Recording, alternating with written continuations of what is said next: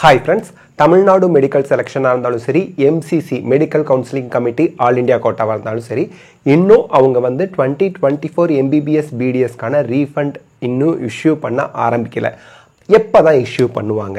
எப்பதான் ரீஃபண்ட் வரும்? ஏனா MCC பொறுத்த வரைக்கும் டீம்டு யுனிவர்சிட்டி அப்படினா 2 லட்சம் ரூபாய் அட்வான்ஸ்ட் அதாவது செக்யூரிட்டி டெபாசிட்டா பே பண்ணிருப்போம். அது ரீஃபண்டபிள்.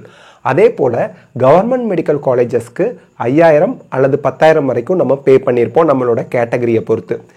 அதே போல தமிழ்நாடு மெடிக்கல் செலக்ஷன் எடுத்துக்கிட்டா government quota seats in private medical காலேஜஸ்க்கு 30000 management quota seats in private medical காலேஜுக்கு 1 lakh பே பண்ணிருப்போம். அதன் பிறகு ஸ்பெஷல் ஸ்டே வேகன்சி ரவுண்ட் இப்பெல்லாம் அந்த மாதிரி சமயத்துலலாம் 5 லட்சம் ரூபாய் வரைக்கும் செக்யூரிட்டி டெபாசிட் பே பண்ணிருப்போம். இந்த செக்யூரிட்டி டெபாசிட் எல்லாம் எப்ப ரீஃபண்ட் பண்ணுவாங்க? First of all, இந்த செக்யூரிட்டி டெபாசிட் ரீஃபண்ட் ஆகிறது அப்படிங்கிறது நம்ம என்ன பேமெண்ட் மோட்ல நம்ம பே பண்ணியிருந்தோமோ அதே மோட்ல அவங்க ரீஃபண்ட் பண்ணுவாங்க. எடுத்துக்காட்டுக்கு நான் நெட் பேங்கிங்ல பே பண்ணியிருந்தேன்னா எந்த பேங்க் அக்கௌண்ட்ல இருந்து நெட் பேங்கிங் பண்ணியிருந்தனோ அதே பேங்க் அக்கௌண்ட்டுக்கு அவங்க ரீஃபண்ட் பண்ணுவாங்க. கிரெடிட் கார்டுல இருந்து பே பண்ணியிருந்தா அதே கிரெடிட் கார்டு அக்கௌண்ட்டுக்கு அவங்க ரீஃபண்ட் பண்ணுவாங்க. டெபிட் கார்டு யூஸ் பண்ணியிருந்தனா அந்த டெபிட் கார்டோட எந்த ஒரு ஏடிஎம் கார்டு சொல்லுவோம் இல்லையா அது எந்த பேங்க் அக்கௌண்ட்டோட லிங்க்டா இருக்கோ அதுக்கு அவங்க ரீஃபண்ட் பண்ணுவாங்க. சரி, எம்சிசி அப்படின்னு பார்க்கும்போது ஆட்டோமேட்டிக்காக எந்த அக்கௌண்ட்லேருந்து பே பண்ணணுமோ அந்த அக்கௌண்ட்டுக்கு அவங்க ரீஃபண்ட் பண்ணிடுவாங்க. தமிழ்நாடு மெடிக்கல் செலெக்ஷன் பார்க்கும்போது யூஸ்வலி அவங்க வந்து நம்மளோட பேங்க் அக்கௌண்ட்டை செக் பண்ணுங்க வெரிஃபை பண்ணுங்கன்னு ஒரு நோட்டிஃபிகேஷன் மாதிரி விட்டு நம்ம பேங்க் அக்கௌண்ட்டை அப்டேட் பண்ணுறதா இருந்தால் பண்ணிக்கலாம் அப்படிங்கிற ஒரு ஆப்ஷன் வரும். சரி சார், இதெல்லாம் ஓகே. எப்போ ரீஃபண்ட் கொடுப்பாங்க அப்படின்னா டிசம்பர் 31 ஸ்பெஷல் ஸ்டே வேகன்சி 3 அதாவது 6வது ரவுண்டு MBBS BDSக்கான கவுன்சிலிங் முடிஞ்சிடுச்சு. இதுக்கப்புறம் கவுன்சிலிங் நடக்கிறதுக்கான வாய்ப்புகள் கிடையாது. அதனால இந்த பொங்கல் ஹாலிடேஸ் முடிஞ்சு நோட்டிஃபிகேஷன் கண்டிப்பாக வரும்.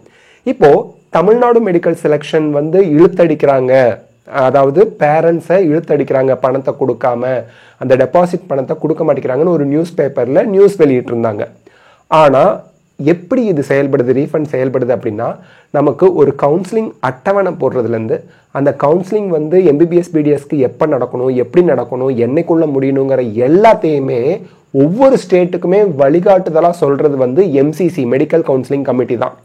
அவங்க ஆல் இண்டியா கோட்டாவுக்கு கவுன்சிலிங் கண்டக்ட் பண்ணால் கூட தமிழ்நாடு, பாண்டிச்சேரி, கர்நாடகா மாதிரி ஒவ்வொரு ஸ்டேட்டும் எப்போ கவுன்சிலிங் கண்டக்ட் பண்ணணும், எப்போ ஃபர்ஸ்ட் ரவுண்டை முடிக்கணும், எப்போ செகண்ட் ரவுண்ட் ஆரம்பிக்கணும், எப்போ தேர்ட் ரவுண்ட் ஆரம்பிக்கணும், ஸ்டே வேகன்சி எப்போ, ஃபோர்த் ரவுண்ட் எப்போ ஆரம்பிக்கணும், எப்போக்குள்ள கவுன்சிலிங்கை கம்ப்ளீட் பண்ணணும், இந்த மாதிரி ஒவ்வொரு விஷயத்துக்கும் ஷெட்யூல் கொடுக்கறது medical counselling committee all India quota conduct பண்ணுறவங்க தான் ஸ்டேட் கோட்டாவுக்கு கொடுக்குறாங்க.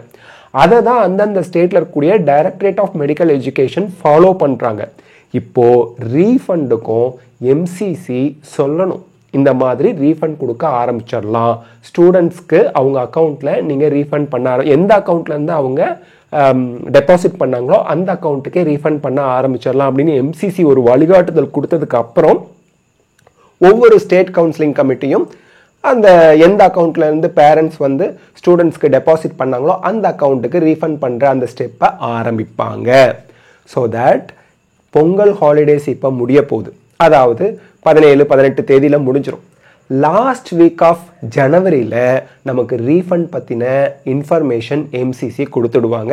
அதன் பிறகு தமிழ்நாடு, பாண்டிச்சேரி, கர்நாடகாவும் லாஸ்ட் வீக் ஆஃப் ஜனவரியில் ரீஃபண்ட் இஷ்யூ பண்ண ஆரம்பிப்பாங்க. அதே போல் February 1st வீக்கில் நம்ம வந்து NEET 2025க்கான அப்ளிகேஷன் எக்ஸ்பெக்ட் பண்ணுறோம். NEET 2025 அப்ளிகேஷன் ஆரம்பிக்கிறதுக்கு முன்னாடி ரீஃபண்டை ஸ்டார்ட் பண்ணிடுவாங்க. ஸோ தட் நம்ம டெபாசிட் ரீஃபண்ட் வரத்துக்கு மோஸ்ட் எக்ஸ்பெக்டட் டேட் என்ன அப்படின்னா ஜனவரி லாஸ்ட் வீக்.